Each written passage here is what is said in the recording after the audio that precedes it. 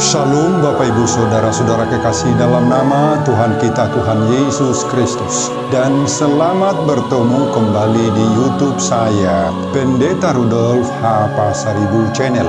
Dengan dan lewat channel ini, saya komit untuk senantiasa menyebarkan pengajaran firman Tuhan. Karena saya percaya berlandaskan Yesaya pasal 55 ayat 11 bahwa firman Tuhan yang saya dan Bapak Ibu saudara-saudara semuanya juga ikut sebar lewat apapun termasuk lewat video ini tidak akan kembali dengan sia-sia, tetapi akan bekerja sendiri lewat kuasa dan berkat urapan Roh Kudus.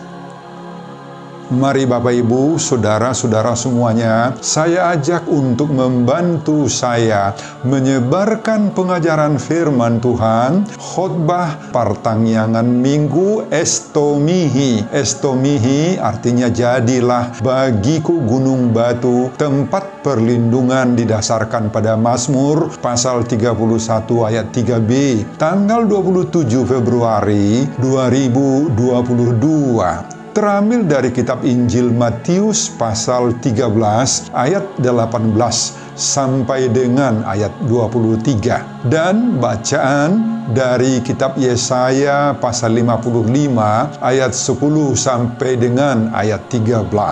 Diikat oleh topik atau tema, firman Tuhan tidak akan kembali dengan sia-sia. Dalam bahasa Batak Toba dituliskan, Dang mulak boti hata ni debata. Saya baca untuk kita, mari Bapak Ibu dan saudara-saudara simaklah pembacaan firman Tuhan berikut ini.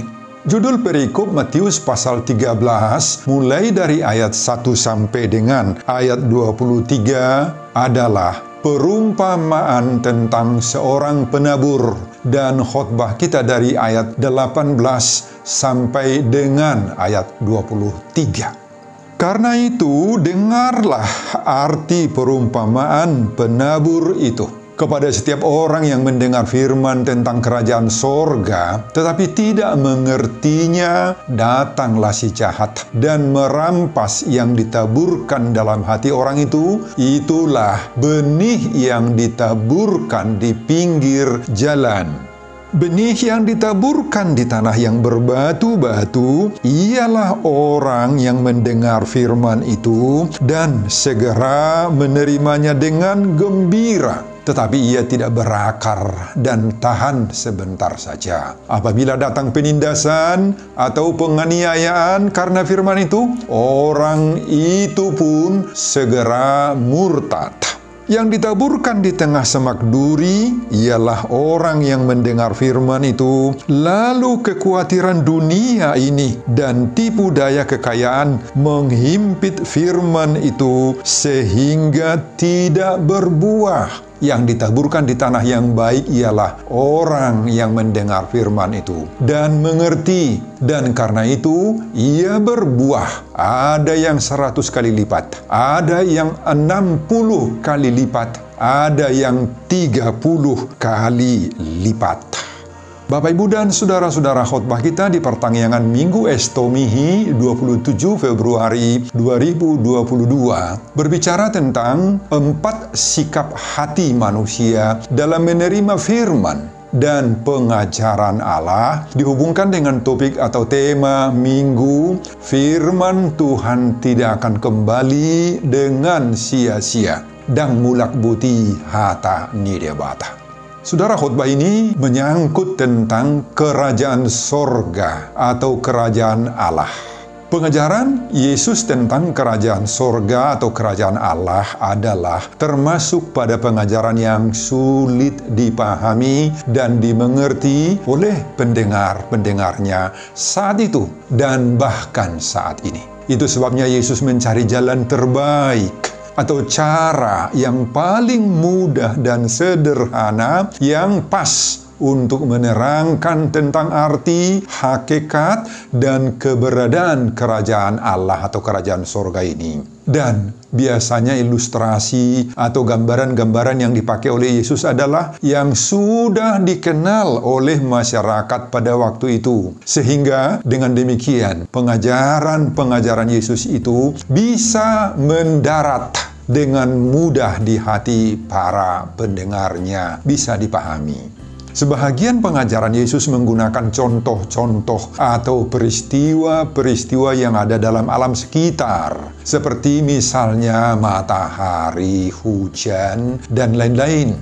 Terkadang Yesus juga menggunakan ilustrasi orang besar seperti raja, orang terhormat, atau juga pembesar-pembesar dunia sebagaimana dalam Matius 18 dan Matius 22. Juga menggunakan gambaran-gambaran seperti gadis-gadis bijaksana sebagaimana Matius pasal 25. Dan Yesus juga menggunakan perumpamaan sebagaimana nampak dalam khotbah ini. Saudara, berdasarkan informasi dan buku-buku referensi yang ada, hampir 40% dari pengajaran Yesus menggunakan metode ilustrasi atau perumpamaan ini. Hal itu berarti bahwa metode ilustrasi atau perumpamaan dari Yesus ini sangat penting diperhatikan untuk membantu kita memahami pokok-pokok pengajaran Yesus. Dalam bahasa Yunani, kata yang dipakai untuk perumpamaan itu adalah parabol atau parabole, yang secara harfiah berarti sama, analogi, sederajat, atau ibarat. Saudara, pada pasal 13 ini, kita temukan ada 7 macam perumpamaan Yesus yang berbicara tentang kerajaan Allah atau kerajaan sorga. Yakni, pada ayat 1 sampai dengan ayat 23, termasuk perikop khotbah kita ini, perumpamaan tentang seorang penabur. Ayat 24 sampai dengan ayat 30, perumpamaan tentang lalang di antara gandum. Ayat 31 sampai 35, perumpamaan tentang biji sesawi dan ragi. Ayat 36 sampai 43, penjelasan perumpamaan tentang lalang di antara gandum. Ayat 44, perumpamaan tentang harta terpendam. Ayat 45 sampai dengan ayat 46, perumpamaan tentang mutiara yang berharga. Dan terakhir yang ketujuh, ayat 47 sampai dengan ayat 52, perumpamaan tentang pukat. Saudara, perikop khotbah kita ini menyangkut tentang bahagian dari perumpamaan pertama, ayat 1 sampai 23, dan khotbah kita dari ayat 18 sampai dengan 23 itu tentang seorang penabur.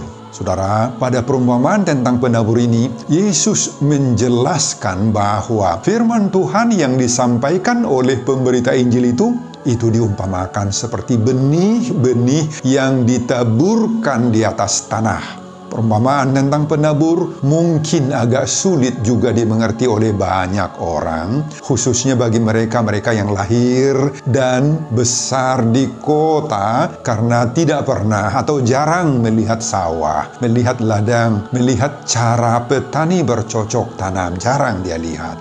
Kalau tanah-tanah persawahan di berbagai-bagai tempat di Indonesia pada umumnya adalah datar, rata, terpisah dari jalan, dan tidak ada semak-semak duri. Sangat berbeda dengan tanah-tanah di Israel pada umumnya. Begitu beragam.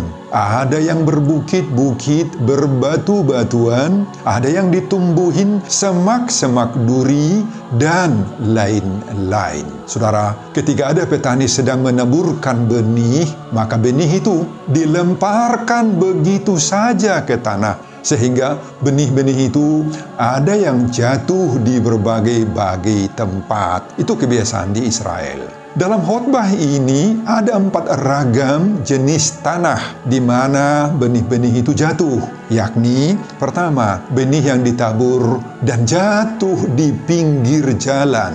Ini menggambarkan setiap orang yang mendengar firman tentang kerajaan sorga, tetapi tidak mengertinya. Maka datanglah si jahat dan merampas yang ditaburkan dalam hati orang itu, maka habislah benih-benih itu. Kedua, benih yang ditaburkan tetapi jatuh di tempat atau di tanah yang berbatu-batu. Inilah gambaran orang yang segera menerima firman, tetapi tidak kuat, tidak bertahan karena akar-akarnya tidak ada. Ketiga, ada benih yang jatuh di tengah-tengah semak duri. Nah, ini adalah gambaran hidup orang yang mendengar firman itu. Tetapi orang ini tidak kuat menahan segala tantangan, lalu kekhawatiran-kekhawatiran duniawi akhirnya menghimpit firman itu, sehingga tidak berbuah sama sekali.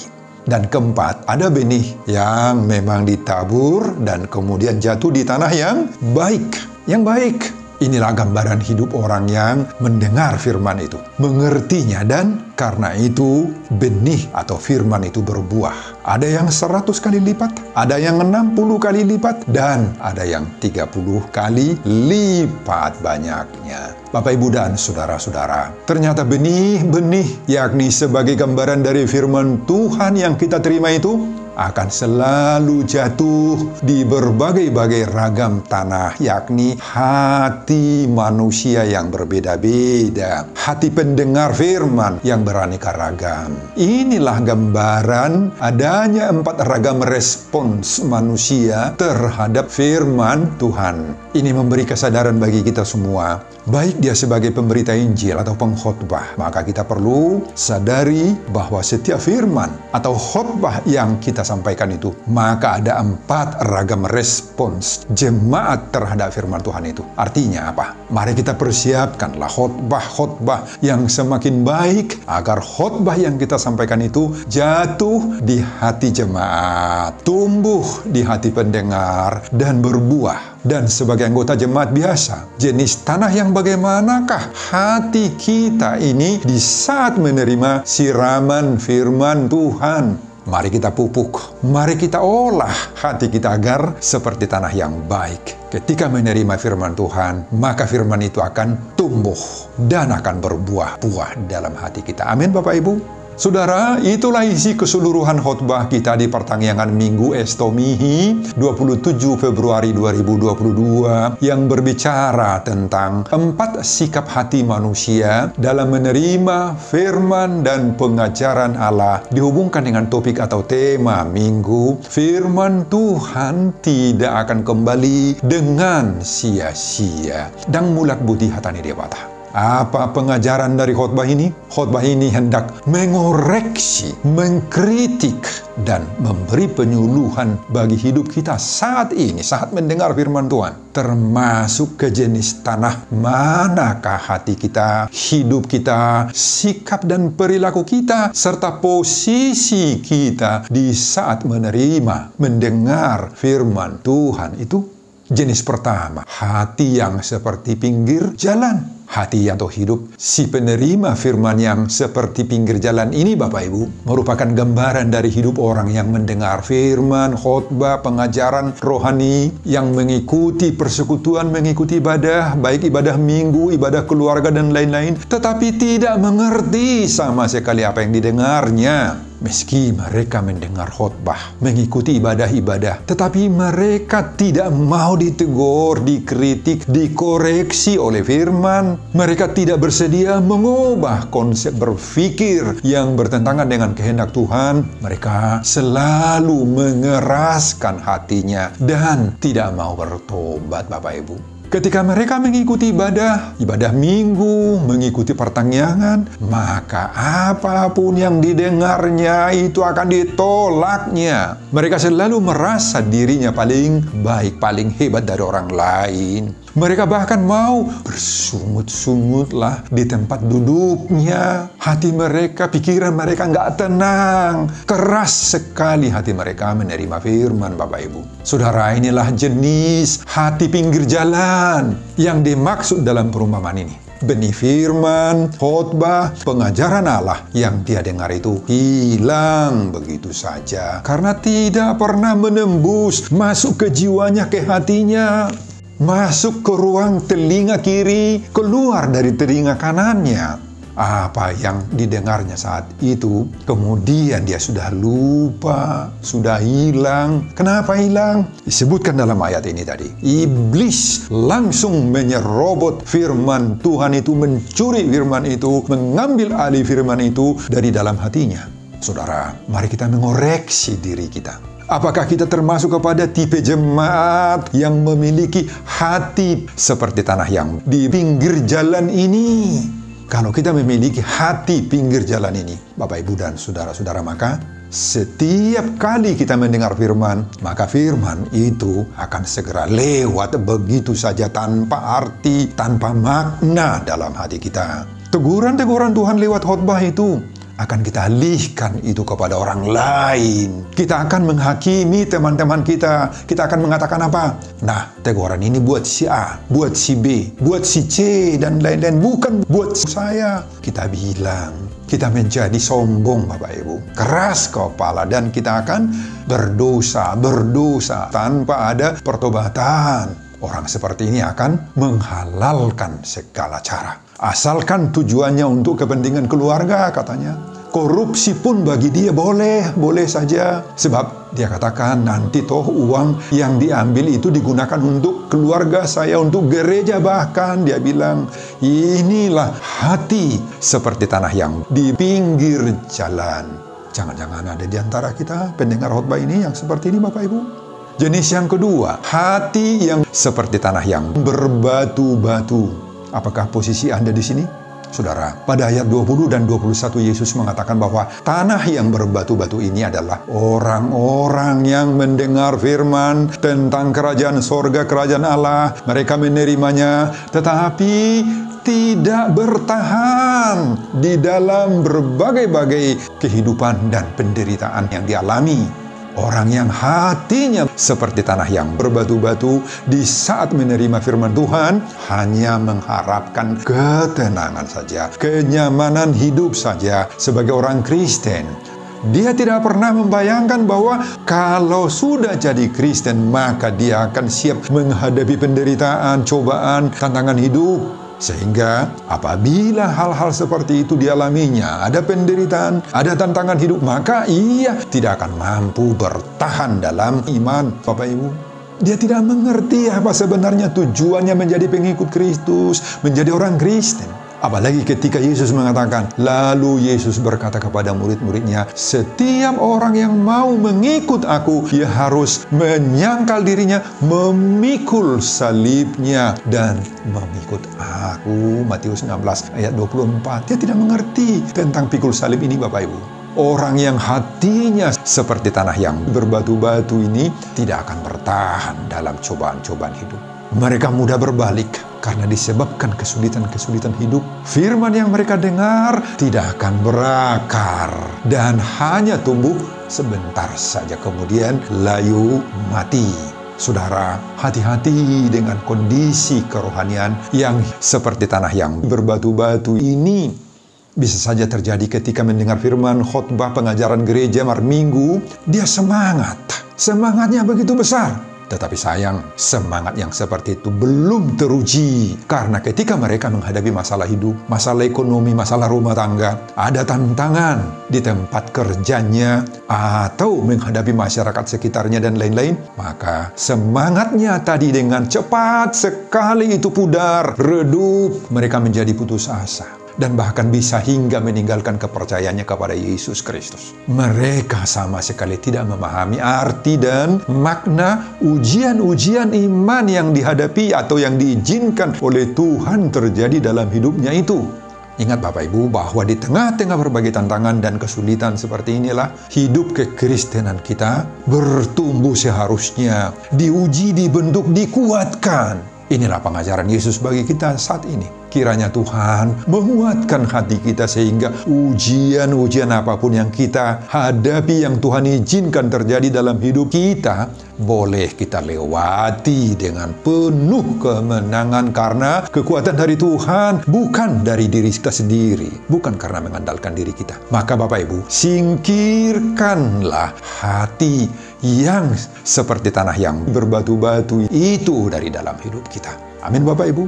Jenis ketiga, hati bagaikan semak duri dan belukar. Saudara, Yesus menerangkan pada ayat 22 bahwa benih yang jatuh di tengah-tengah semak duri adalah gambaran hidup orang yang mendengar firman itu. Tetapi orang ini tidak menahan segala tantangan dan lalu kekhawatiran duniawi akhirnya menghimpit firman itu sehingga tidak berbuah sama sekali. Benih yang jatuh di semak-semak duri memiliki potensi memang untuk bertumbuh dengan baik. Tetapi karena keberadaannya tidak terawat, tidak terpelihara, maka ketika benih itu mulai tumbuh, di sampingnya sudah tumbuh juga semak-semak yang baru. Dan kemudian semak-semak itu menghimpit benih yang sudah tumbuh tadi, sehingga benih itu tidak dapat lagi menghasilkan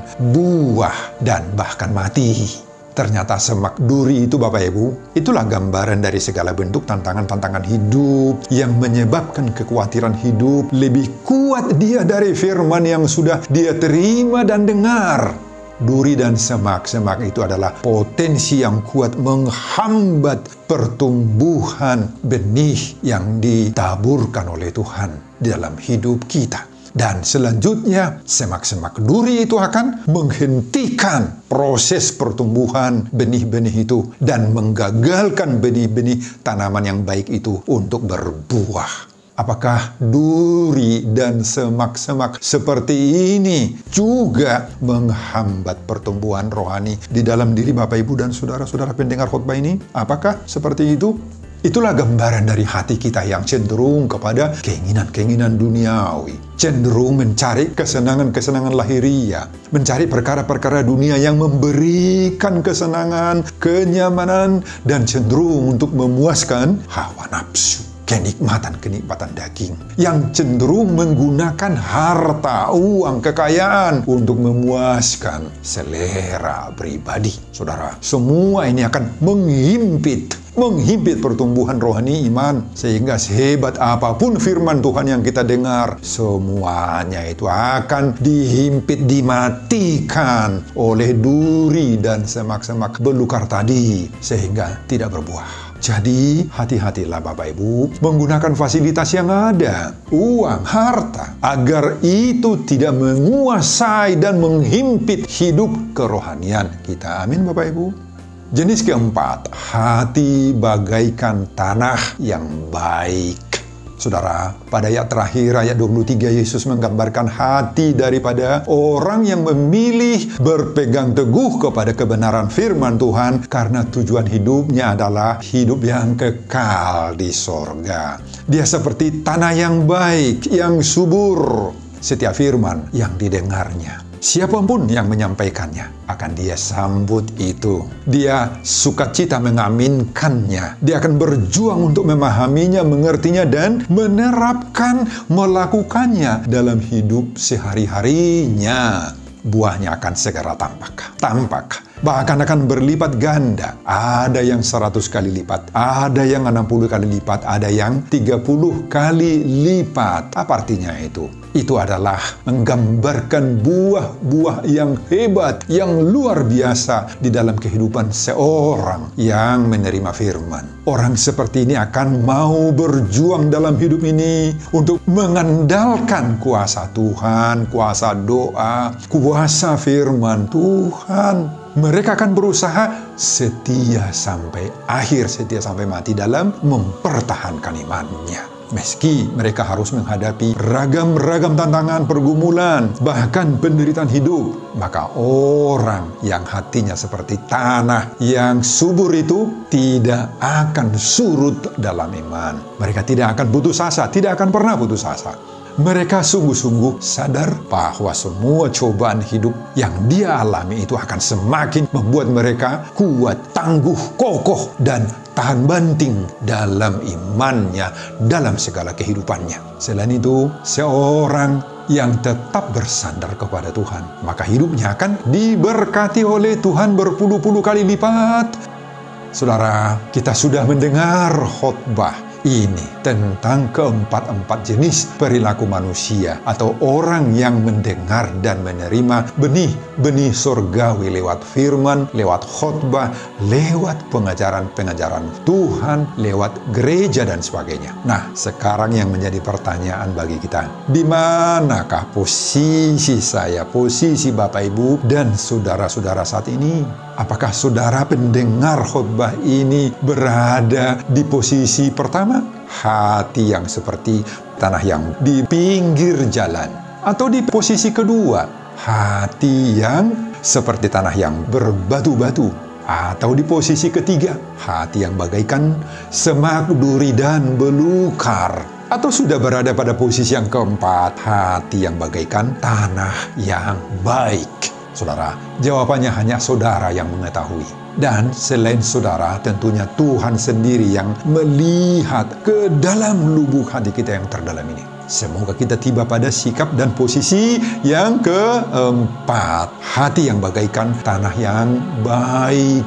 Inilah sikap hati yang benar-benar mau berpegang teguh kepada kebenaran Tuhan dalam segala kondisi hidup yang kita jalani. Apapun konsekuensi iman yang harus kita hadapi. Ini tidak mudah memang, tidak mudah dan tidak datang sendiri. Ini harus lewat perjuangan iman yang sungguh-sungguh dan kerelaan untuk berkorban. Percaya dan yakinlah bahwa tidak akan sia-sia perjuangan kita melawan hawa nafsu duniawi dengan tetap teguh bersandar pada kebenaran firman Tuhan. Amin Bapak Ibu. Lewat khotbah ini Allah mau mengajak kita untuk mengolah, memanage diri kita ini agar menjadi lahan yang baik demi pertumbuhan benih-benih kebaikan. Kita semua mempunyai potensi yang besar untuk menjadi lahan yang subur. Jika masih menjadi tanah yang berbatu-batu, yang penuh semak duri, tetap saja ada kesempatan dan harapan untuk diolah menjadi tanah yang subur. Asal kita mau, asal kita mau. Ingatlah pesan topik minggu ini Bapak Ibu, firman Tuhan tidak akan kembali dengan sia-sia. Dang mulak budi hatani dia bata. Sebelum saya mengakhiri khotbah ini kembali, saya mengajak Bapak, Ibu, dan saudara-saudara untuk membantu saya menyebarkan firman Tuhan khotbah pertanggungan Minggu Estomihi 27 Februari 2022 dari Injil Matius pasal 13 ayat 18-23 ini, agar kita sungguh-sungguh mau percaya firman Tuhan tidak akan kembali dengan sia-sia dan mulak buti hatani debata termotivasi lewat khotbah ini. Simak juga video-video khotbah saya yang lain agar Bapak, Ibu, dan saudara-saudara memiliki sentuhan dan pemahaman rohani yang semakin diperkaya. Buka di YouTube saya, Pendeta Rudolf H. Pasaribu Channel. Selamat mengikuti ibadah pertanggungan di rumah masing-masing buat kita semuanya. Tuhan Yesus memberkati kita. Shalom, Horas, amin. Bapak, terima kasih untuk firman yang Kau berikan kepada kami pada saat ini. Terpujilah nama Tuhan. Berkatilah setiap pendengar khotbah ini. Berkati juga hamba-Mu dalam persiapan-persiapan khotbah berikutnya. Dan semuanya ini saya peruntukkan demi kemuliaan dan hormat bagi Tuhan. Di dalam nama Yesus Kristus saya berdoa dan mengucap syukur.